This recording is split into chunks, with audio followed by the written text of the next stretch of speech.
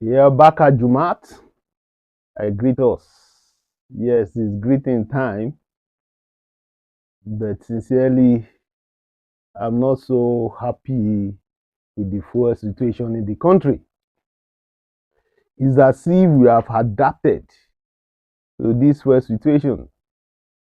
It has lingered for so long, and there is even silence from the part of government and the relevant agencies. Nobody is even giving us any excuses any longer or trying to stopgap measure to quickly elevate the sufferings. But now there's just silence and it's continuing. Most filling stations in the metropolis are not having fuel presently, and those that have fuel, the queue, you have to stay there hours before you have access to buy few liters of fuel. And it's like we have adapted, and government are not coming up with urgent and palliative measures to quickly cushion the effect. Everything is just like normal. It's so painful, so painful. God will help us. That's the typical prayer of Nigerians. God will help us. Oh, yes, UI students are protesting about uh, school fees, increment, and all those things. We have more of that. We have more of that because these, when government withdraws part sponsorship or subvention to schools, schools cannot survive on their own. Higher institutions are very expensive to maintain. And when you talk about these institutions like UI, federal institutions that have, you know, thousands of students to take care of. I was listening to an interview earlier today, and the deputy vice chancellor of University of Lagos was talking about having to pay over 200 million monthly for energy power supply, over 200 million every month, and the subvention to take care of that is just about 20 million naira. Look at the gap. And who will pay eventually? The students. They'll have to share that over other fees for the students to pay. So, and the federal government will be giving, student scholarship loan or whatever they call it. It can't measure up. It can't measure up. And my burden for education is not because I'm a scholar myself, but I know that with education, when our children, when our youth are well educated, you have empowered them halfway at least. With literacy, they are halfway empowered for self-liberation, for development. But where there is no education, even if they are going to end up becoming criminals, they are going to be very cruel and crude. That is it. And I would always give us this example of what happened during the End Bad Governance protest. Compare the reaction of the youths that went out for the protest in the geopolitical zones. You discover that in those areas where the level of literacy is very low, the approach to the protest, their demonstrations were not only violent, they were crude. Look at teenagers trying to remove rods from pavement. It's barbaric. And that is what our government inadvertently are going to push us into. Because when the average Nigerian family do not have access to education, then the crime rate will increase. I think what government should be doing is how to mop up children from the streets. Dropping out of school should even be criminalized, not policies and measures that will even frustrate parents from sending all their children to school. Because the way it is going, so many parents will not be able to afford to send their children to school. Forget about all these student loan scheme.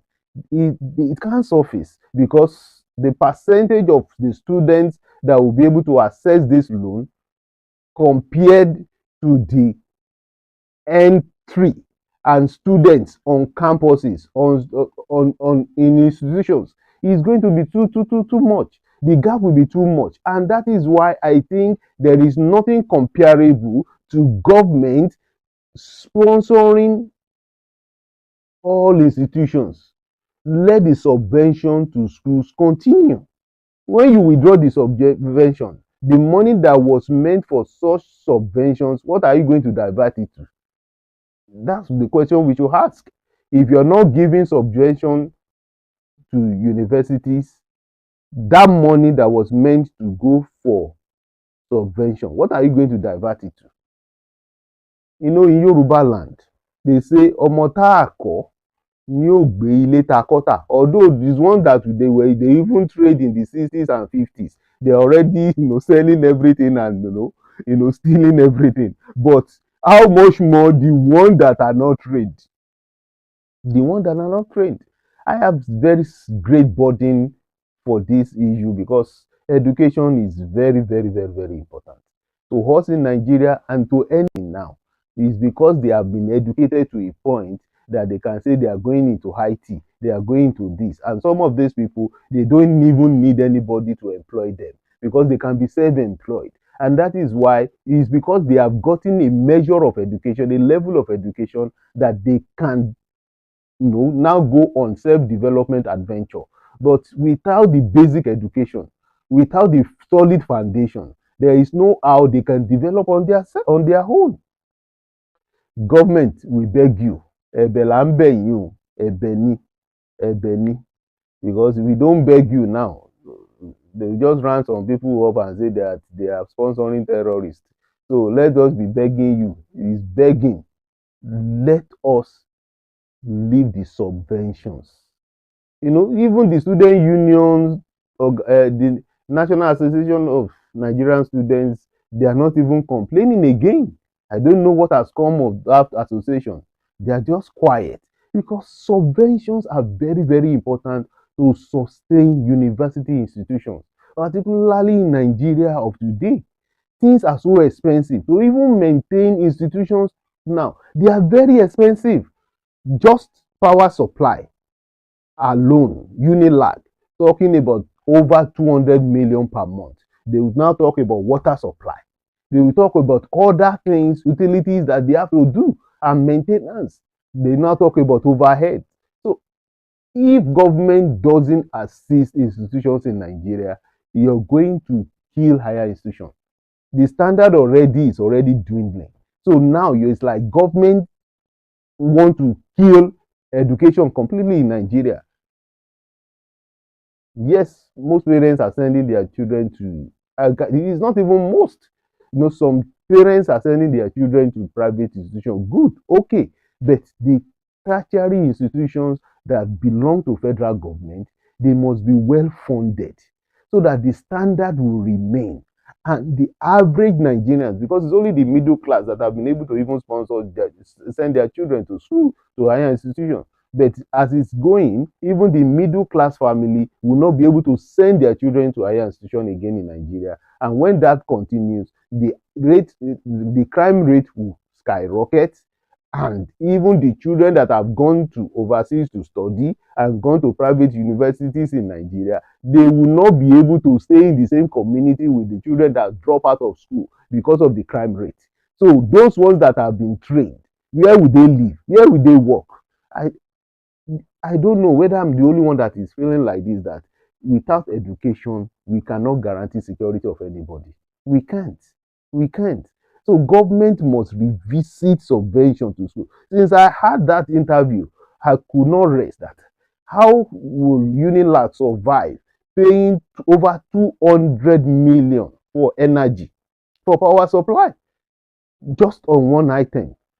So to run Unilag per month will be going to about 1 billion. And you don't want them to increase the fees of the students. I don't know how the institution will survive. I don't know. In Nigeria, I don't know. And government must just rise up to the occasion. For God's sake, what are Nigerians going to benefit? I take care of water myself. Power supply, I'll have to take care because diesel, petrol, what do we call it, solar energy. Anyhow, I must make provision for it. The only thing, the only thing so far that the average and the middle class have been enjoying in Nigeria is to be able to send their children to public school, higher institution, I mean, because most parents will send their children to private private secondary, but for higher institution, they will rely on the standard and the availability of federal government institutions. But the way it's going, the middle class, the average family in Nigeria will not be able to, they will not be able to sponsor their children to federal universities again.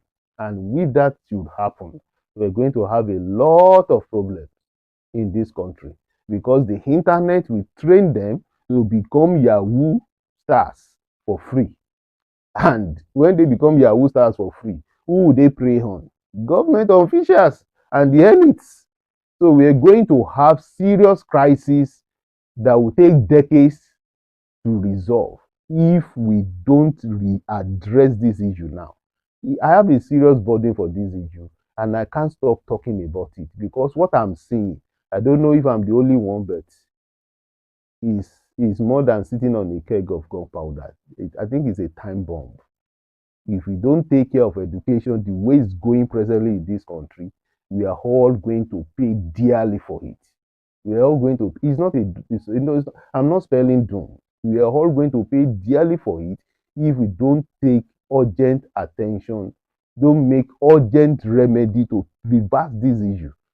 What is student loan? Student loan should be there, but the subvention should not stop. Well, it's Friday already. Let's hope next week bring us renewed hope truly and something to share and congratulate government for.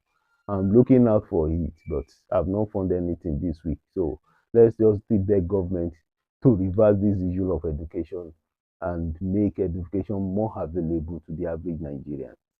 Yes, have a blessed week. Thank you.